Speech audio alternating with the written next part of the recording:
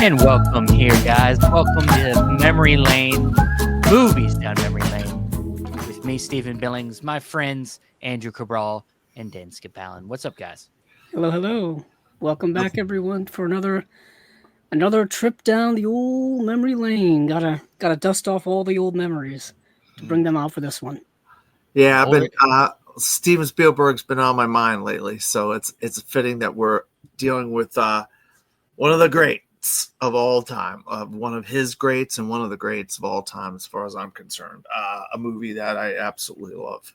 And it is the 50th anniversary of Jaws, like literally yesterday or the day before.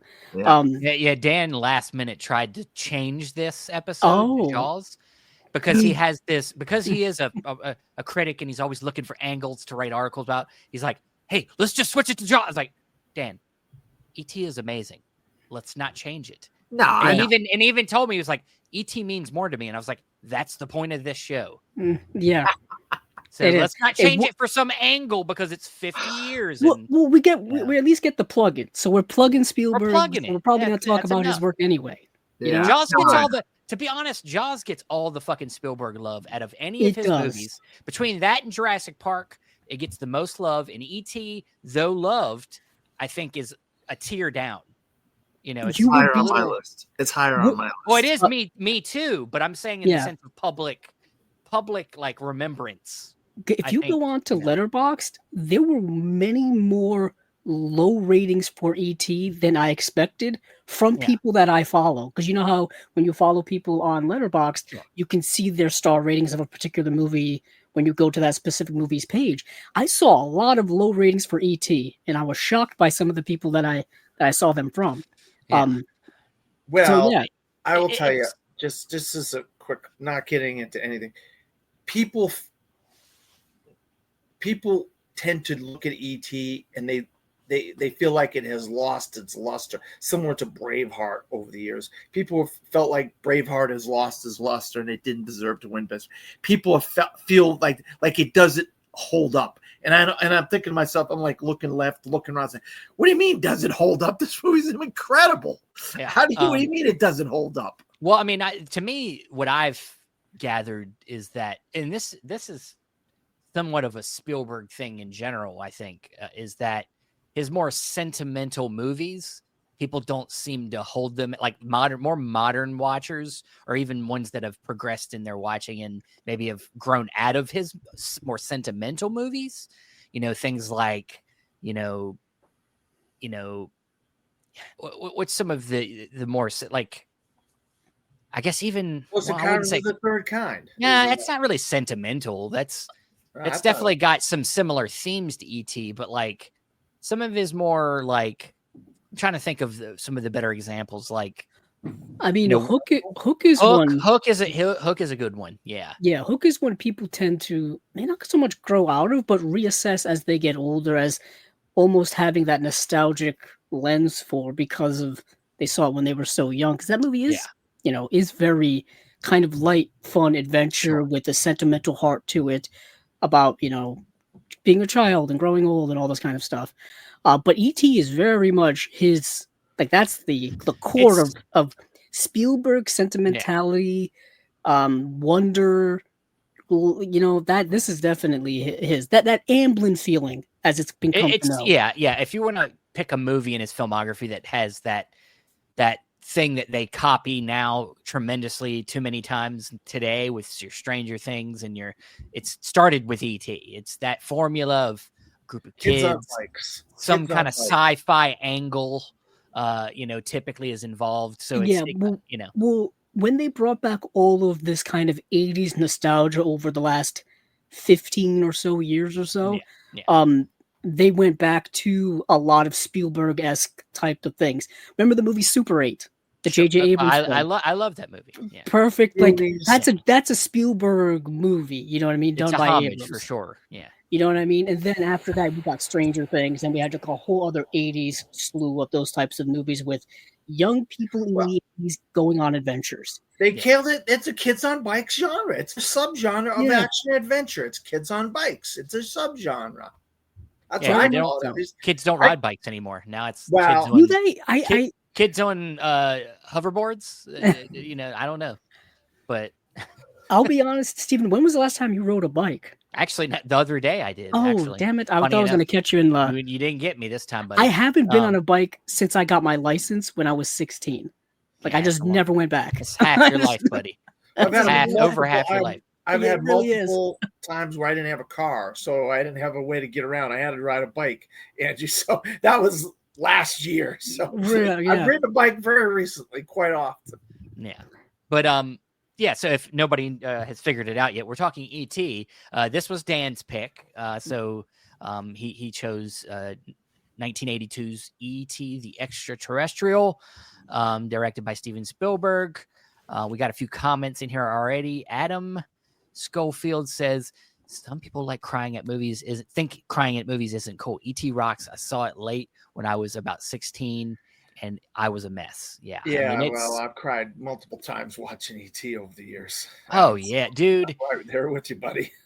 Yeah, it's not it's a movie that I will get into it, but it's definitely a movie that has a very personal connection to Spielberg himself when it comes to his upbringing, his parental parent, his parents, their whole situation, and then along with that, just kind of this, sense of like. Being an outsider, being lonely, being kind of finding a connection in a place where you didn't expect it is all there. But as we always do, this is Dan's pick, so it's a kind of more about interviewing Dan and kind of getting his perspective. And of course, we gauge each of these episodes with the philometer or the philometer here. And it goes from, obsessed all the way down to not for me. So of course, Dan is at obsessed. And we will. I would say right now I'm obsessed. I'm already an obsessed fan of this movie, so you don't have to convince me in here. Andrew, where are you at? I'm not quite at the obsessed level, but I'm above good stuff.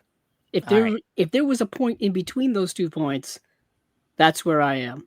Yeah. Definitely upon a rewatch, it definitely, got me closer up there. But I am curious to hear Dan's backstory with his relationship with this movie, because he's of a different era than you and I. An era that actually kind of was an adult. He was an adult when this was out. So please tell us your relationship. I was 8 years old. Oh no, never mind. I thought you were like 75. Sorry. No, I was 8 years old in 1972. I always tell people I saw this when I was 7 years old, but I started doing the math and I said to myself, wait, I think I was 8 years old when I saw the perfect age to see. I was going to say you were at the right age. I was about 8.5 years old. June is right in the middle between my birthday and, but yeah, I was 8 years old. Mom, Dad, really mom, packed us all into the car. Yeah. Put the brothers and the sister in the car. And we went to a thing called the drive-in. The drive-in. Where you put your car, you put these sound things on the side of your windows, you go get your concessions out of there, and then you watch this giant screen in the middle of a field with a bunch of other cars. How about that? It's called a drive-in theater. They're out there still, Dan. We got one here. So yeah. No, I've got one here too. I'm just having fun. I've never gone. I'm just having fun. But that's when I saw E.T. for the first time at the ripe young age of 8 years old in 1982. And it's pitch black out except for that screen and the stars. And when E.T. was on that bike with Elliot, it just felt like he went right through that screen and right up into the stars, and he was riding off into the stars with Elliot in that bike. And that music of John Williams, who at the time, I might add, was the conductor of the Boston Pops, which is where I'm from, Boston, Massachusetts. So I have a tie to John Williams as well. That music is like some of the most iconic music from John Williams. But the thing that I always hear, what is it about this movie? Why do you like it so much? I said, because first of all, I was a kid. I would have loved to have found an alien and nurtured it back to health and let it go off and go home. It's basically two boys. I'm going to say E.T. was a boy, and he found another boy, and they became friends, and one boy helped another boy get back home to his mom and dad. And E.T. had a mother who was single. We had a sister and a brother, and she was taking care of these boys and girl, and they were struggling, and everything wasn't good because dad was in Mexico. And my mother did a lot for us, considering what she was handed, the hand that she was dealt. My father was an alcoholic. He wasn't there. He'd work, maybe he'd be at a job for a week or two and spend his paycheck, and we wouldn't have a lot of money. So my mother did a lot for us, me and my brothers and sisters, and she had 4 kids by the time she was 18. So this movie really meant a lot to me, based on Dee Wallace and how she nurtured these kids and took care of these. But these kids were kids, and they had adventures, and they did some fun stuff. And so E.T. was something we did together as a family, without my father, of course.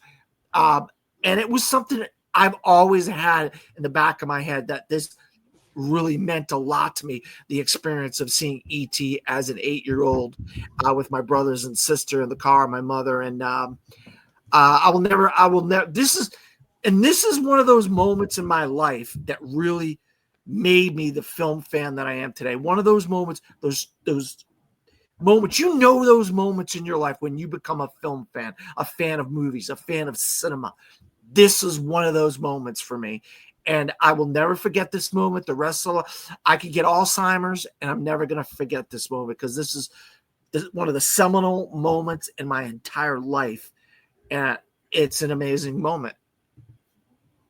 Yeah. I mean, it's, there's movies that you would expect that movies that you saw that you really love when you're later in life would stick with you more, but really it isn't. I mean, like stuff you see when you're a kid, if it's profound enough, it stays with you the rest of your life. It didn't matter how good the movie is.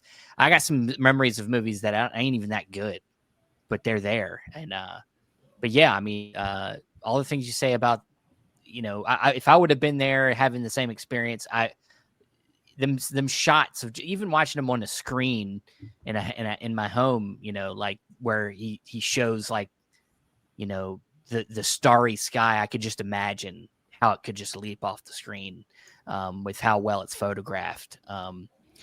But yeah, I mean, was Spielberg even at that time for you as a kid, somebody that people were like, oh, it's a Steven Spielberg movie, we're going to see this? Like, he was already a name? Yeah, because Indiana Jones was 1981. Right. And I had seen Jaws at age 6 in 1980, of course, 5 years after it had come out. And I knew that this is a Spielberg movie, but it was more of Elliot, the music of John Williams. Yeah. And just the sci-fi nature, the adventure of what it was like right in my wheelhouse as a kid that age. And in irony, we have 2 movies that came out this year that are paying homage to E.T. this year, 2025, that have come out this year that have paid homage to E.T. We'll talk about them as we get, because this, obviously, you said Super 8 and stuff like that. Sure. And Stranger Things have played homage to the 80s genre, the nostalgia of the 1980s, and Kids on Bikes and stuff. And I love Stranger Things. I absolutely love Super 8. Like, you, not as much Super 8, but Stranger Things is right up my wheelhouse.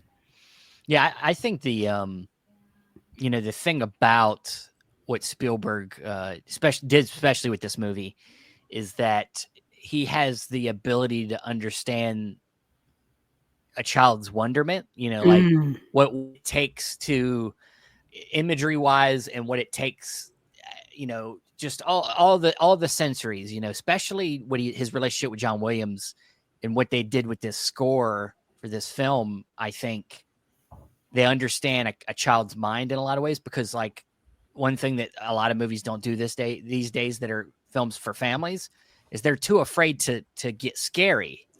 And there's a lot of parts, especially at the beginning of this film, that are scary, that would scare most kids today, especially. But that's part of what it is to be a kid, is to be afraid because everything's new, everything's different, everything's exciting. And for a kid that's got not a father figure, he doesn't have a lot. He's probably feeling very vulnerable, our Elliot character in this film. And to stumble upon an alien, a thing that is not known to this world, and befriend it, and then have it slowly be, be under danger throughout, as the movie goes on. I think it's all the thing. He really knows how to create a story and create characters that really connect with children. And he also, of course, knows how to work with children. He's done many great child performances in his and over his whole career. Andrew, jump in. Yeah, I was gonna say you're kind of right. Rewatching this movie for the first time in many, many years, it did strike me how this is a different type of children's story, different type of children's movie, specifically within the craft of the filmmaking. We all know Spielberg's a master craftsman, but no one really takes making a children's movie this seriously. He made just the start of this movie feels like like this is almost a successor to Close Encounters, which is of course not a children's movie at all. That's a serious sci-fi movie. The ships look similar, but don't at they? the very beginning of the movie, for the first several moments, when we're introduced to the character of E.T., it's at night, in the dark, in the woods. We don't really know what's going on. It's incredibly dark and sinister and moody, with all of the adult characters in the woods, chasing after this ET character. So it's very unsettling to start. So you're like, is this an alien type of scary movie? Not scary movie, but something more dramatic. And the movie is rather dramatic, but it's dramatic from the perspective of a child, which is different than from an adult. Sure. And you see it from the child's perspective. From the whole movie's told from down on Elliot. the ground. Go ahead. Yeah, you don't see other than his mom, you really don't see any other adult doing anything in the movie. And when they do show adults, everything is from the waist down. It's almost as if they don't matter. They're just a presence. They're just a sinister presence. And that's all you need for this movie, because from a child's perspective, adults are more of a presence than they are an actual person. They have meanings, they're authoritarian, they're the bosses, they're the ones who make all the decisions, they're the ones who can tell you what to do. That's the way adults are to children's perspective. And the whole movie's like that all the way up to the literal climax at the end when the government comes in. Nobody gets more authoritative than the government. You know what I mean? But literally watching the movie, I'm like, nobody takes a children's movie this seriously when it comes to constructing this movie. Not typically nowadays. When I think of children's programming now, even live action stuff, it's much, much lighter, much more catered to a wider audience. Even when it comes to craft, it's so basic. You're not the John Williams score. It feels like something you could put in a more serious film with, but serious in the sense like a Close Encounters, which I think he did the score for anyway. But it's just right away, there's no mistaking a John Williams score. Once you hear it right away, it's so distinct nowadays because it's so built in our mind. We just know it. What a perspective. Now, Dan, you said you saw it when you were 8 years old, which I guess is the perfect age. Did you see it subsequently over the years after that? Yes, I have. I've seen it many, many times. This is one of my favorite films of all time. It's still on my top 10 to 15 of all time. I mean, all time. It doesn't lose its luster to me. I've seen it so many times.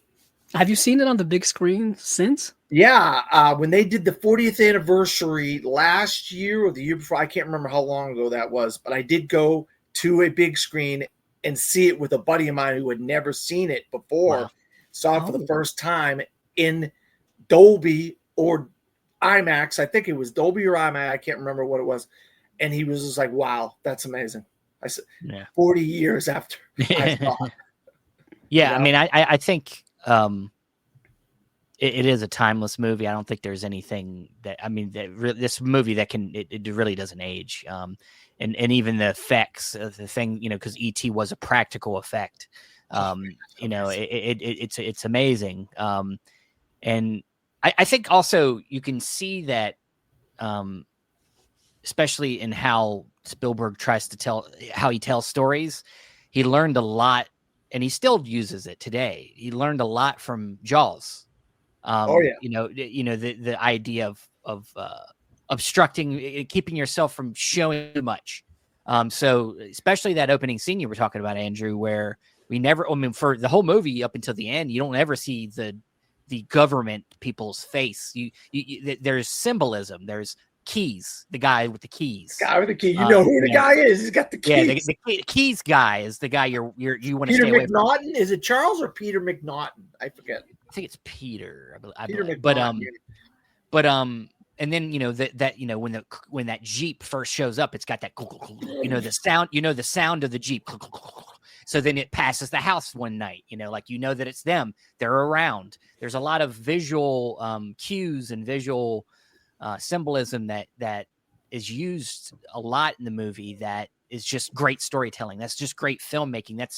That's I think what is lacking some today. A lot more classic visual storytelling and not so much exposition, feeling the need to explain something through a lot of talking. Of course, we still got a lot of great filmmakers that know that, but when we're talking about the mainstream, this was a mainstream movie. You're not getting that type of mainstream. This was the highest grossing film of all time at the time. Until Avatar passed it.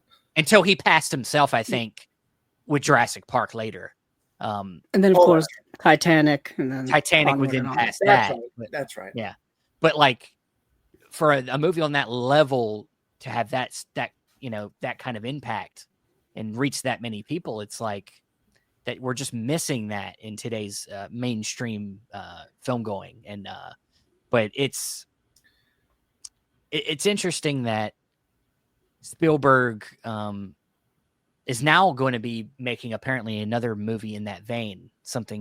He's working on a new sci-fi film that's apparently harkening back to something similar to this, his next film. So I thought it was Bullet. His remake of Bullet was his next with Bradley Cooper. I don't think so. I think he's got a sci-fi film coming out that's supposed he might have already made Bullet now that I think about it. It's possible. It's possible. Later this year or sometime next year. But before we move on with our thoughts, we got Adam Schofield back in here. He's got some other things here. This one's interesting to me. Do you know the possible origins of E.T. and Satyajit Ray? He took a script to Hollywood in the 60s about the Indian village kid meeting an alien. The project never went anywhere. And I'd heard about this. I haven't investigated it that much. I know there's a script out there you can read and stuff, but I had heard that Satyajit Ray had this whole story, his script that he brought and he wanted to try to make, and then it got turned down. But somehow then E.T. was made, not that long after that, many years, and the people were wondering, well, did they steal the idea? Blah, blah, blah. I don't know. Who knows? Perhaps. It wouldn't be the first time. It wouldn't be the first time somebody stole stories, but it's got Spielberg's spin on it. I don't think it's exactly a ripoff, but then we got some more here. He's saying Spielberg was on set at the time. Says E.T. Has some rough edges, family dynamic wise, rough language, arguing. It's a bit of a kitchen sink drama, and also Close Encounters had them edges as well.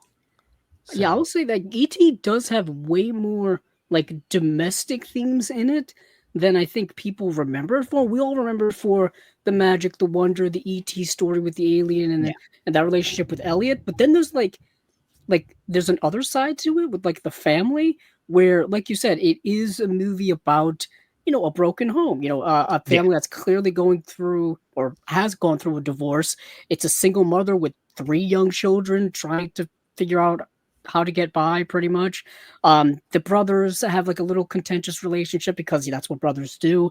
The little sister is kind of just annoying because she's kind of like tagging along around with them and whatnot. Played by Drew Barrymore, who is actually fantastic in the movie as playing that role. And she's the one that always gets highlighted. But I think Henry Thomas is the stand for sure. Henry Thomas is very, very good. And I mean, he's got to carry the movie. I mean, he's it's carrying a story. The movie.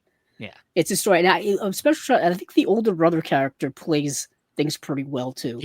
They're all good. They're all very good. Yeah. And when it comes to, I've always kind of said this, when it comes to movies with with children, centered around children that carrying the movie, their performances can make or break the film, and I think this one makes it. Definitely does. And obviously Drew Barrymore went on to have a career. Henry Thomas went on to have a career all the way up to this day. Dee Wallace is still acting as well, the mother. It's interesting. Just she had to do a lot of work with a little screen time. Like if you really look at it, it's really not a lot. Way less than I thought, than I remember. Yeah. That kitchen sequence when he says that the father's in Mexico with another woman, that was really a tough moment. For her. What it was stuff like that too. That just gives you like you were saying, Stephen. There's no big exposition scene. There's just little hints that the father's out of the picture. Like we never even see him. We hear about him that he's off in Mexico. It's almost, he could just be any place else. Yeah, it's almost like when you think about Toy Story and how there's never a dad there, and you're just like, they never say anything, but you're like, well, he's obviously it's a single mom. Yeah, because you never see a dad. That's very true. Didn't even think of that. Yeah. And just to talk about what Adam said about crying. Yeah, there's two scenes in the movie when it looks like E.T. is gonna die. I'm as an 8-year-old, I'm crying. I'm bawling. I'm bawling as a 8-year-old watching this movie. And obviously I don't cry now as an adult who've watched this movie dozens and dozens of times. And then when he says bye, I will, and he points to me and says, I will always be in here. That's the scene that gets me. Those two scenes as an 8-year-old, just the waterworks. You just got the waterworks on those two very scenes. Emotional. As an 8-year-old, as a child, and as an adult, I'm very emotional, but I don't cry. Yeah, like a lot of an 8-year-old. I mean, there's a whole underlying here of this empathetic connection between Elliot and E.T. that's pretty instant, where they have some type of connection with one another. There's a telekinetic. Literal telekinetic. But I feel like it's more of like a commentary on empathy. It is. And children's connection with things that like adults don't have connections with. You know what I mean? Children's emotions and adult emotions are very, very different in terms of how they connect with people and how they see things from people's perspective. It's an innocence thing. They're both they're both innocent, lost innocent things, just trying to find their home. And like an animal though, animal can have a connection with somebody, like say a bird or some kind of an animal that lost its mother or whatever. And if you become friends with it, if you find an animal sick or something and you nurse it back, it will develop a connection to you. So similar to like an animal, Elliot E.T. developed a connection to Elliot, and it was because of his quote unquote powers. It was a little bit more of a connection. No. I get what you're saying, like an imprinting thing. Yes, exactly. But I don't know that I would use that necessarily as an example, because I would say that E.T. is more intelligent. He's not an animal. Yeah, you're right. He's more like an equal. He's a human. He's like it's a human connection. It's more like Andrew said, like empathizing. They both have very similar mental situations. So that's why E.T. connects with him, because that actual telepathic connection, of course, comes from E.T. So he feels really close to Elliot. He feels like he's being protected, feels that he's being kept safe, and so he binds with him. And so to keep him safe, he binds with him. He's essentially held, but at the same time, when he got sick, he then of course put Elliot in danger. Yeah, so it's like, but it's that moment at the end when the music swells up and it's big, and then it goes quiet, and E.T. says, I will be right here. I'll always be right here, in your heart, like I always, and of course the thing with E.T. is his heart glow, their hearts glow, you see it. There's a visual, dude, that scene gets me even today. That scene gets me. Yeah, I it's don't one of the bawl, most- but it gets me Yeah. like I get emotional for sure. It's one of the most Yeah, heartwarming it's- scenes I think in the history of movies. Really, It is. There's a And reason why they show it. They show it in what, like every single montage of great movie moments of cinema history. There's always several shots from E.T. that are Yeah. in the movie. There's the glowing finger when you see that for the first time, when Yeah. it's like the shadow over Elliot's face. The glowing E.T. Of course, their encounter at the end as they're saying goodbye. Those are always shown in every montage. Yeah, Adam's right. John Williams rips your guts out. Like it's to me my favorite John Williams score. Like I've listened to a lot of his scores, and I'm sure there's some that I've not listened to, but like if you listen to the main theme of this song of ET, like it goes through so many changes. It's Oh, that I can whistle it. I can whistle it, but we don't want to really whistle. and it goes through so many ups and downs. Oh, It's yeah. so Oh, epic. Oh, yeah. And Absolutely.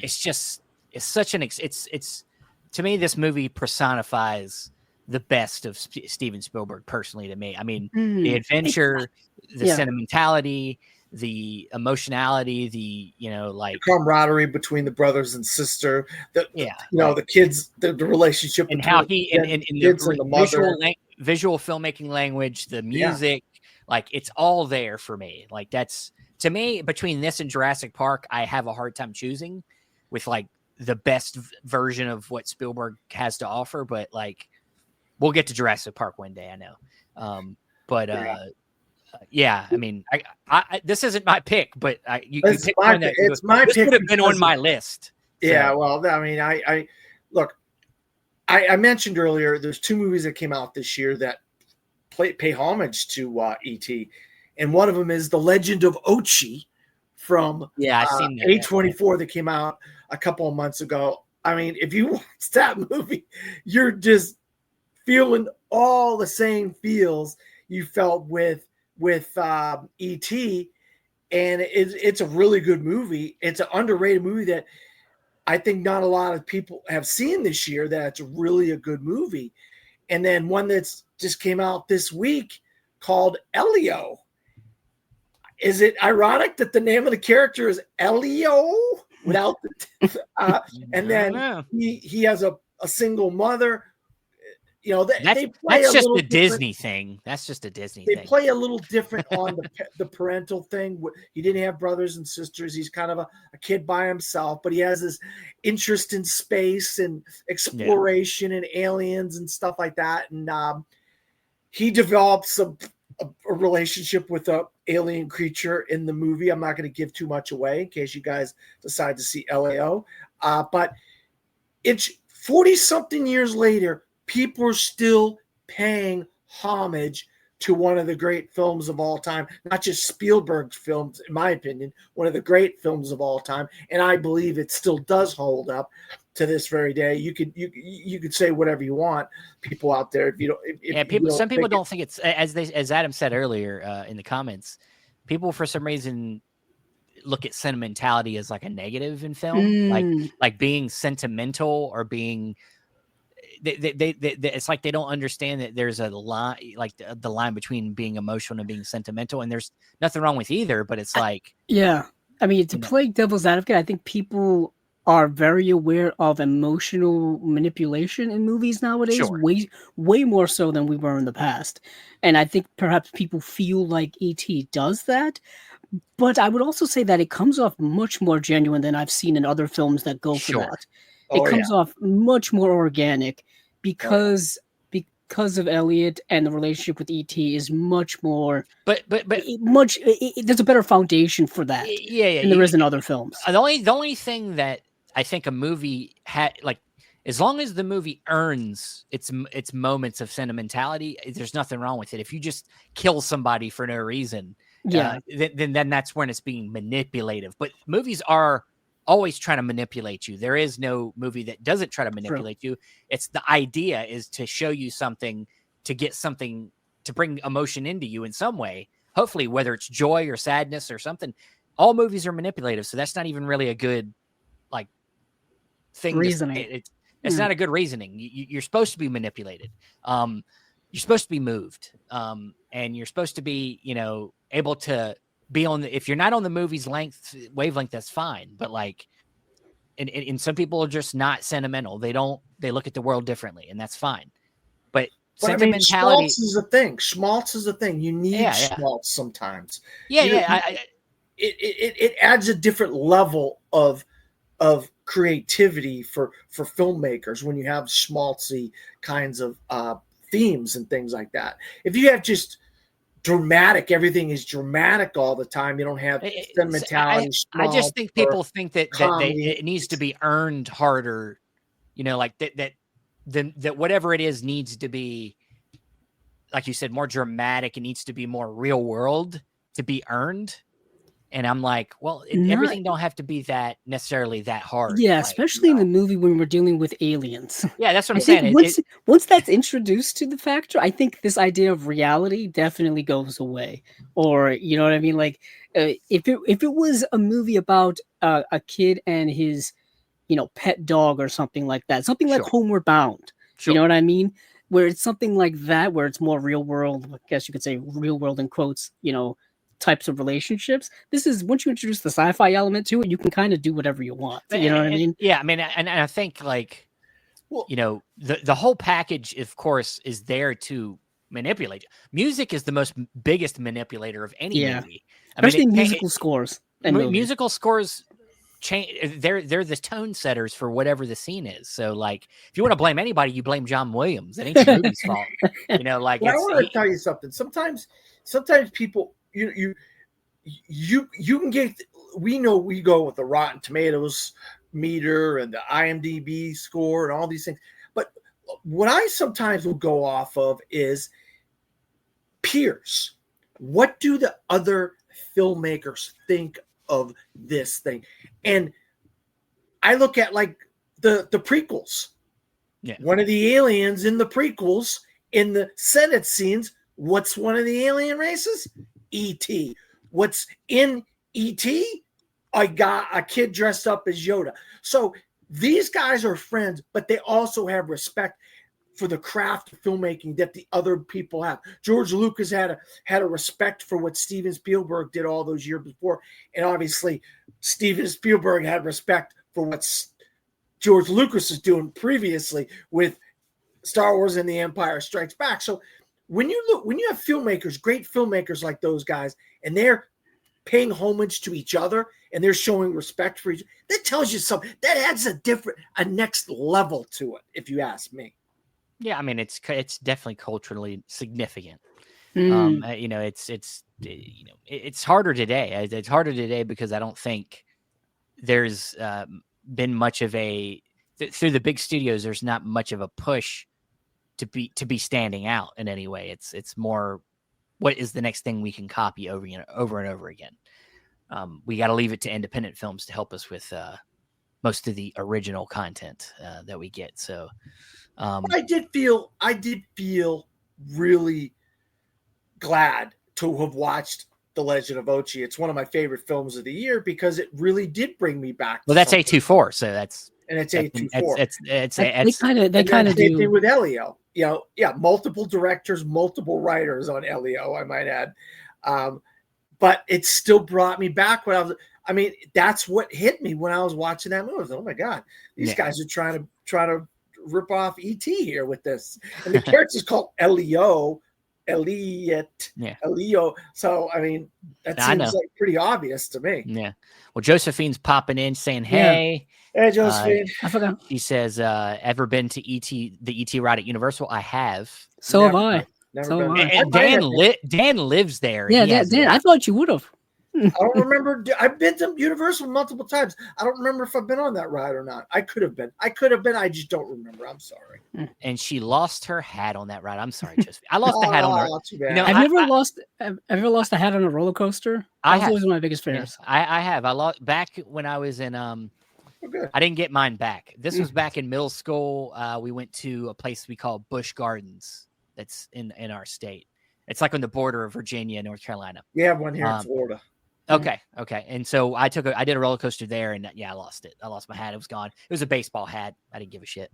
But that happens if you don't remember. I remember the ET ride so vividly because you pretty much go on like the bicycle ride. Yeah, you go on the bicycle and Oh yeah, I did. Yeah, do it like I think you sit in like kind of like a fake bicycle type of Yeah. type of thing you Yeah. sit in, and then like when you end up flying, like the fake ET like pops up in front of you and you stop. Yeah. John Williams kicks in. Yep. It's a ton of fun. That's too bad. I would have liked to have done that. It should still be there, I think. I mean, Really? I At believe so. Universal Orlando? I've been there multiple times. I didn't I'm even pretty sure. I mean, maybe not, but I'm pretty sure. I mean, it should still be there. I have to go look for that again. Because I was there 5 years ago. Oh, yeah. really? And You went on it then? I believe Yeah. so. I remember Yeah, going. I haven't been there since like 1995, so it was Yeah. there then. I was there last year and I didn't ride that ride. I don't know what happened. It's like one of them indoor, like almost 3D kind of rides. It's not like a roller coaster necessarily. Yeah, you sit, and it rocks back and forth and up and I have to down. look for that next time. I have to look for Yeah. that because that's I don't want to miss that before they take it away. Yeah. I don't think it's a classic. I don't know, but yeah, that Andrew, did you get any further in your rating? Or are you still right below? I'm so obsessed? close to the obsessed, but I'm not quite there. You like other Spielberg films more. That's the. But pushing me before you back. get to, There are other before you Spielberg get films to I that, think are better. I have something else to say though. I want to say. Like, look, we see kids in movies. All right. Obviously, you talked about Drew Barrymore. Okay, and she's had an amazing career. Yeah. This is a career-making role for Henry Thomas. And yeah, he's had roles here and there. He's done this or that or whatever. He played some villains but he never kind of had that career that Drew Barrymore had, Yeah. And I always thought to myself, was this kid just like Christopher Reeve in this role where it was like he was never going to ever get anything better than Superman? He was never ever going to find a better role than playing Elliot in this movie? Or was he just, did we just love him so much in this movie, but in years later he just wasn't that good of an actor or something? What's your perspective on that? Because I always thought that was strange that he never really just went like skyrocket after some of this stuff is luck, man, and some of it's they're kids, so it's their lives are still controlled by parents. Who knows what? I'm sure that there's, if we look into it, there's reasons, but it's probably part of its personal life stuff. I mean, Drew Barrymore, she had Firestarter, and then she had Poltergeist, right? No, not Poltergeist, Firestarter after this. Yeah, so there's like career trajectory, whatever luck it's involved in that, but girls mature faster than the boys do. Boys go through this awkward phase, and I think a girl that started young in the acting world and continued through it probably has a lot more opportunities than the young boys, to be honest, in that age. It really range. Also, I mean, Dan just kind of like said it a little bit. Typecasting has definitely been a thing forever. I mean, Daniel Radcliffe and the kids who were in Harry Potter, they're still typecast as those roles, even though those movies ended 14 years ago at this point. I've seen them all in other things. I mean, but nobody ever remembers. Emma Watson just doesn't have a desire to be an actress. She stopped. She completely stopped. Yeah. The last movie she was in was Little Women. That was the one I remember her being. Either Little Women, that Circle movie with Tom Hanks is terrible. Ooh, not a great movie. Yeah. I mean, I know Rupert Grint was working with M. Night Shyamalan. Yeah. He was in that series that's on Apple, and he was in Knock on the Cabin? Yeah. He's still working, man. He's still doing working. Stuff. Yeah. He was with the Guillermo del Toro series on Netflix. Cabinet of Curiosities. Cabinet of Curiosities. So he's not doing a lot of stuff, but he over here in the States, he's working in Britain a lot. Right. Yeah. He is. Yeah. They have a whole industry over there of stuff. Yeah. But what's interesting is like going back to Henry Thomas is that if you look at his IMDb career, he's got massive credits all the way up till now. He's working a lot with Mike Flanagan and a lot of work that they're. Yeah, I was gonna say he did the Netflix show. That's it. Yeah, he was in all of that stuff. Yeah. And I'm pretty sure he'll probably end up being in Paris somehow. Was it The Fall of the House of Usher he was in? Is that the last? Yeah, he was in all of them. Yeah. Was he in that one too? I know he was in that one. Let's see. God, what's the big Midnight one? Mass? Was he in that one? Yeah, he was in Fall of the House of Usher. He was in The Midnight Mass. He was in The Haunting of Bly Manor. Haunting of Bly Manor. So he did. And He was in the hooked Haunted up Hill with House. Mike Flanagan, which is good for him. He was in Doctor Sleep as well. Yeah. He played the bartender in There you Doctor. go. Wow. I'm assuming at the Overlook Hotel. But yeah, he's in all of that stuff now. He's still working. Drew Barrymore, like we said, does a daytime talk show now. I mean, she's still doing stuff. But in terms of like career trajectory, it's not like a lot of these young actors haven't been working. It's just like people just only remember them for that one defining role, and then like they just like stop looking for them. I think it's that, and I think it's just you just don't know what you're. I mean, you don't know. Not only do you know what the public wants by the time they're old enough, but it's like these kids are young. You don't know what they're going to be. They're not even matured yet. You don't know. All right, what one more thing. I want Andrew look this up. Look up the 5 best actor contenders in 1982 for that Academy Awards. And I want to put this to you guys. Do you think Henry Thomas deserved to be in that 5 that year? I know Jack Lemmon was in there. I know that for a fact. And Paul Newman was in there for The Verdict. So we're talking lead actor? Lead actor, because he's the lead. He's the lead. He's not supporting. It's Jack Lemmon for the one where his son gets kidnapped in Chile and he has to go down there. Good point, Adam. Good point. Yeah, Christian Bale did escape Newsies. He was in Newsies. Oh, well, not Newsies. Empire of the Sun. Empire of the Sun, and then which Newsies. is a Spielberg movie, of course. Yeah. Good point. That's a good point, Adam. I'm glad you brought that up about Christian Bale. But yeah, I argue that maybe Henry Thomas, and this is why I've been saying this for years, that there needs to be an under 18 Academy Award acting category. You could put 3 boys and 3 girls, whatever. But I feel like the young actors and actresses aren't getting the praise that they deserve in movies. Like, we haven't got a lot. The last under 18 actor to win an Academy Award was Anna Paquin for The Piano. Obviously, Haley Joel Osment was nominated. The Kid in the Room was nominated. I forget his name. He's almost an adult now. Who do you got, Andrew? Yeah, what do we got, Andrew? So for that Academy Awards, the nominees were Ben Kingsley, who won for Gandhi. Yeah, Dustin Hoffman was nominated for Tootsie, Jack Lemmon for Missing, Paul Newman for The Verdict, and then Peter O'Toole for My Favorite Year. These are all heavy-hitting actors. Yeah, it's pretty stacked. This is a murderer's row of like the greatest actors of the last 50 years. No, it is. It is. That would have been a hard 5 to get into if I mean, it's also we know it's all political anyway. Yeah, so they're not going to some kid's not going to campaign to be an Oscar nominee. No, yeah, exactly. It did make the 5 for Best Picture. It did get nominated. Yeah. So, arguably, you can say if you're Universal, you could make an argument, but it's Henry Thomas deserved to be in there. You could make an argument. I just want to talk about it with you guys while we're talking about this. I don't want to talk about this too much because I don't like Oscar talk because it's all, political and ironic. It's all objective because you want to hear something ironic is that the Best Picture nominees for that year were all of those movies that I just mentioned that those actors were in, except for and E.T. Like it's Gandhi, E.T., Missing, Tootsie, and The Verdict were all Best Picture nominees.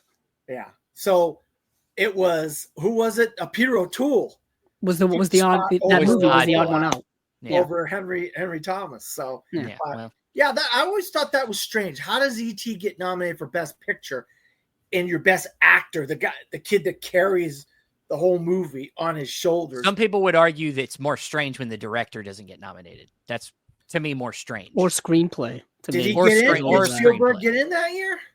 Well, no, but what I'm saying is when that happens and the director doesn't get nominated, even though his movie gets nominated, that's when it's more weird than an actor not getting nominated for it. Because, the actor carries it, but it's the director that directs them. It's their performance and the editing. That's the other one. The editing is way more important than the actor. Spielberg was nominated. Yeah, it makes sense. Makes sense. Yeah. I mean, the winner that year was Richard Attenborough for Gandhi. And you had Sidney Lumet, Wolfgang Peterson, Sidney Pollack, Wolfgang Petersen got nominated for something? For Das Boot. Wow. Oh, Interesting. what a great film. 82 besides that was an amazing year because we had the Wrath of Khan in 82. We had we had The Thing in 82. What a great year for movies, 82. It's a good year. Yeah.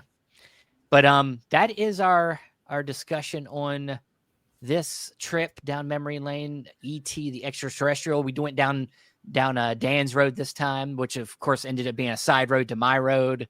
And then Andrew kind of likes this road, but he's like, I don't know. I'm pretty close to being on the same level as you guys. I don't know, man. It doesn't seem like, for some reason, you're just old. I think he's just mad because we weren't as obsessed with Knight's Tale. With the Knight's Tale? Yeah, he's mad. Perhaps I'm stabbing you guys in the back. No, come on. The thing is, for me, when it comes to Spielberg, it's in my top 5, but there's like a couple of movies that I put ahead of it for Spielberg. Yeah. I mean, we talked about Jaws earlier. I think Jaws is kind of up there for me. Sure. This is number 1 for me, by the way, if you haven't guessed. No, I mean, like, yeah, I don't want to get into this. I hate that one movie. What's that one movie that we watched? That remember when we watched that guy? Remember Chasing Labels? We had to watch that one movie that was so terrible. It was an ET ripoff. I can't remember what it's called. Yeah, oh my goodness, Pod People. God, it's so bad. Pod People. That was its alternate title. Yeah. Oh my goodness, I've seen that movie twice. Now, Mac and Me is fun to watch because it's Mac and Me is fun to watch. That's a straight ET ripoff. What's the line in the movie? Me and my wife I watched it with my wife one time, and it became a thing where they're like, pretty nice. I'll just turn to my wife sometimes and be like, pretty nice. But now the Indian Forrest Gump, I heard, was amazing. So I guess it just all depends what filmmaker is making the movie. Well, and it's just sometimes these things are made on a really low budget just to try to cash in on something, and E.T. was big ass in Turkish E.T. It's a gay neighbor, hijinks ensue. Oh boy! I'm glad I haven't seen that. If I knew more about E.T. ripoffs, we would talk about it, but I don't have much to say other than that most of them have turned me off. Yeah, there's 2 good ones that came out this year, so I would recommend Elio. Well, I wouldn't say they're ripoffs. They're inspired. Yeah, but ripoffs are whole. There's some movies that are literally just stealing it. Yeah, that's terrible. But yeah, that is it for this down memory lane with E.T. Next time, it will be my turn. Yeah. And I'm excited to do this one because this one is one that it was one of the first movies I thought about when we started doing this with this new criteria. And we're going to do Disturbia. 2007, 6, 7, Disturbia, starring Shia LaBeouf and Carrie-Anne Moss. And was it what's the bad guy's name? Of course, David Morse. David Morse. Oh, I love him as a character. Directed by DJ Caruso, guy that kind of like was hanging out for a minute and then now he just like disappeared. Yeah. As a director. But it's a great movie, great cast, fun. Not a ripoff as we were just talking about, but definitely a homage to Alfred Hitchcock's Rear Window. We'll get into it on the next episode, but thanks, guys. Thanks for coming down this memory lane, and we'll catch you on the side. Yeah, well, let me just tell you, I appreciate you guys. This is a really good conversation. I was hoping we'd have a good conversation. I was just glad that we really had a lot of fun talking about this. This is a lot of fun. Yeah, I got mine too. Yeah, yeah. You know, I don't have my 4K with me on my hand right now. It's about 15 feet away. What I did was I can't get it out easy, but so I bought this movie twice. Oh, I got this steel book that's way nicer. Oh, that is nice. Yeah, nice. So I used that as my insert for my 4K because this was a Blu-ray steelbook. So I put my 4K in this and slide it in the box. So I combined editions. Nice. Yeah. But yes, let's end this thing. We've had like 3 stop endings on this episode. Thanks for coming down this memory lane with us, and we'll watch you. We'll see you on the side roads watching movies. Later.